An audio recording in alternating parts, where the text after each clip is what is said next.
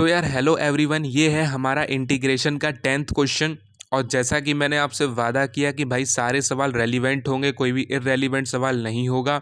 और ये सीबीएसई 2002 में आया हुआ सवाल है, बोर्ड का सवाल है। तो आइए यार इसको देख लेते हैं। इसमें देखो क्या है, जैसा कि मैं हमेशा कहता हूं कि इंटीग्रेशन का कोई डायरेक्ट फॉर्मूला अगर तुम क्वेश्चन देख के लगा पाओ तो भाई ऐसा संभव नहीं है। तुम्हें अपने इंटीग्रेशन के क्वेश्चन की शक्ल चेंज करनी पड़ेगी एंड देन उसको उस शक्ल में कन्वर्ट करना पड़ेगा जहां पर तुम इंटीग्रेशन के फॉर्मूलाज अप्लाई कर पाओ, ठीक है। और उसमें तुम्हारी हेल्प करेगी ट्रिग्नोमेट्री, तुम्हारे सिंप्लीफिकेशन प्रोसेस की एबिलिटी, ठीक है। लेकिन इसमें कोई भी ट्रिग्नोमेट्रिक एक्सप्रेशन नहीं है तो कोई भी ट्रिग्नोमेट्री का फॉर्मूला इसमें नहीं लगेगा। लेकिन जो आपके प्रीवियस कॉन्सेप्ट्स हैं, और उसमें से एक कॉन्सेप्ट है 10th क्लास का जो आपने पढ़ा होगा, रेशनलाइजेशन। आई थिंक 9th में ही पढ़ा होगा, ठीक है। तो कैसे हम इसको सॉल्व करेंगे आइए देखते हैं। अब जैसे इसमें इंटीग्रेशन पूछा है dx upon square root X plus 3 minus square root X plus 2 का, ठीक है। अब ये नहीं कि एकदम उठाया इंटीग्रेट सोचने लगे, मतलब तुम ये सोचने लगे कि कोई ऐसा फॉर्मूला हो इंटीग्रेशन का लग जाए, नहीं। सबसे पहले सोचो कि यार डिनोमिनेटर में स्क्वायर रूट है। अब डिनोमिनेटर में जब स्क्वायर रूट होता है तब तुम जानते हो उसे रिमूव करने के लिए हमें रेशनलाइजेशन करना पड़ता है। रेशनलाइजेशन क्या होता है?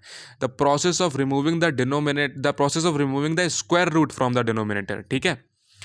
तो हमें क्या करना है, स्क्वायर रूट को हटाना है डिनोमिनेटर से। तो ध्यान से देखो, मैंने इंटीग्रेशन का साइन हटा दिया, क्यों? क्योंकि अभी हम केवल रेशनलाइजेशन कर रहे हैं, इंटीग्रेशन नहीं कर रहे, ठीक है। तो थर्ड स्टेप में मैं क्या कर रहा हूँ, 1 upon square root X plus 3 minus square root X plus 2। अब रेशनलाइजेशन कैसे करते हैं? एक्स प्लस 3 और एक्स प्लस 2 जो कि स्क्वायर रूट के अंदर बंद हैं, इनके बीच में जो माइनस का साइन है उसको प्लस कर दो और उससे मल्टीप्लाई कर दो सेम एक्सप्रेशन का डिनोमिनेटर में भी और न्यूमरेटर में भी, ठीक है। रेशनलाइजेशन भाई आप करना जानते होगे, कोई बड़ी बात नहीं है, ठीक है।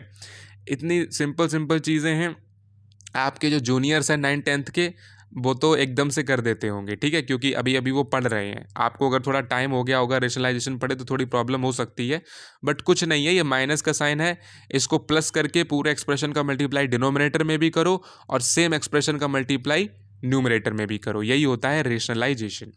अब इससे हमें क्या फ़ायदा होगा, देखो ऊपर हमारा न्यूमरेटर में क्या हो गया, square root X plus 3 plus square root X plus 2। Upon में हमारा क्या हुआ, A plus B, A minus B लिखा है तो A square minus B square का फॉर्मूला लगाओ, तो X plus 3 minus X minus 2 plus X minus X कटा 3 माइनस 2 होता है 1। तो नीचे देखो डिनोमिनेटर से स्क्वायर रूट चला गया, बहुत बढ़िया। अब देखो यहाँ पर क्या है, हमारे पास क्या बचा, integral square root X plus 3 plus square root X plus 2 upon 1 dx, ठीक है। अब 1 को हम नहीं लिखेंगे बिकॉज इट इज अंडरस्टूड, ठीक है। अब देखो हमें क्या करना है, अब हम इंटीग्रेशन सेपरेट करेंगे। सेपरेट करने का मतलब स्क्वायर रूट एक्स प्लस 3 को अलग इंटीग्रेट करेंगे और स्क्वायर रूट एक्स प्लस 2 को अलग इंटीग्रेट करेंगे। ऐसे ही आप भी करा करो, अगर इकट्ठा दोनों एक्सप्रेशन को इंटीग्रेट करोगे तो गड़बड़ कर लोगे, ठीक है ना। समझा करो बात को, सोचा करो कि दोनों अलग अलग टर्म्स हैं, दोनों अलग अलग एक्सप्रेशंस हैं और मैं दोनों को अलग अलग इंटीग्रेट कर सकता हूँ, ठीक है। तो वही मैंने किया, दोनों को अलग इंटीग्रेशन का साइन दिया और दोनों को अलग हम इंटीग्रेट करेंगे। अब देखो स्क्वायर रूट एक्स प्लस 3 का मतलब क्या होता है, एक्स प्लस 3 की पावर 1/2 dx, और स्क्वायर रूट एक्स प्लस 2 का मतलब क्या होता है, एक्स प्लस 2 की पावर 1/2 dx, ठीक है। बात समझ में आ गई, कोई बड़ी बात नहीं है। स्क्वायर रूट का मतलब 1/2 होता है, क्यूब रूट का मतलब 1/3 होता है, ठीक है, बहुत बढ़िया। अब देखो इंटीग्रेट करने का सिंपल जो फॉर्मूला होता है, जो पहला ही फॉर्मूला पढ़ाया जाता है वो क्या होता है, जैसे एक्स प्लस 3 की पावर 1/2 है तो 1/2 में आप क्या करोगे, 1 को ऐड करोगे, ठीक है। तो 1/2 प्लस 1 कितना होगा, 3/2, और नीचे भी 3/2 करोगे तो नीचे 3/2 जब करोगे तो वो रेसिप्रोकल होके क्या बनेगा, 2/3। तो वही मैंने लिख रखा है 2/3 into X plus 3 raise to power 3/2, ठीक है।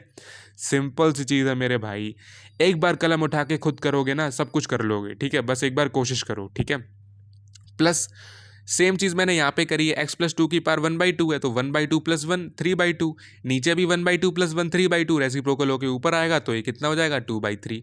तो 2/3 x plus 2 raise to power 3/2 plus C. सवाल तो यहीं खत्म हो गया, लेकिन थोड़ा कॉमन भी ले लो, अगर कॉमन लेता हुआ कुछ दिख रहा है तो 2/3 को कॉमन ले लो और ब्रैकेट के अंदर X plus 3 raise to power 3/2 plus X plus 2 raise to power 3/2 और प्लस सी तो लगाता ही है इंडेफिनेट इंटीग्रल में। तो ये हो गया आपका पूरा सॉल्यूशन। तो भाई सवाल में कुछ नहीं था, केवल एक 9th क्लास का कॉन्सेप्ट था रेशनलाइजेशन का, ठीक है। कई बच्चे उसे 10th में भी पढ़ते हैं और सिंपली सिंप्लीफिकेशन था और इंटीग्रेशन का जो पहला ही फॉर्मूला होता है, सिंपल फार्मूला जो है वो यहाँ पे यूज़ हुआ, ठीक है। और इस सवाल में कुछ भी नहीं था। तो ये हमारा 10th सवाल था और ये CBSE 2002 में आया हुआ सवाल है, कोई ऐसा वैसा सवाल नहीं है।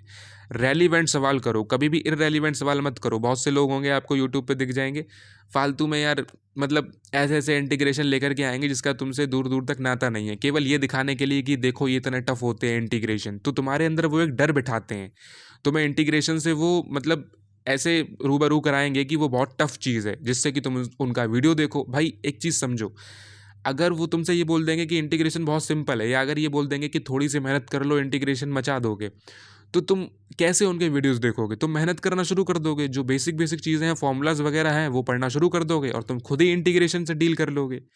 तो उनका फ़ायदा क्या हो? कुछ नहीं। तो वो तुम्हें इसीलिए डराते हैं ताकि तुम डरो, उनके वीडियोस देखो। पर मैं देखो तुम्हें डरा नहीं रहा हूँ, मैं तुम्हें सही बात बता रहा हूँ, तुम खुद भी कर सकते हो, ठीक है।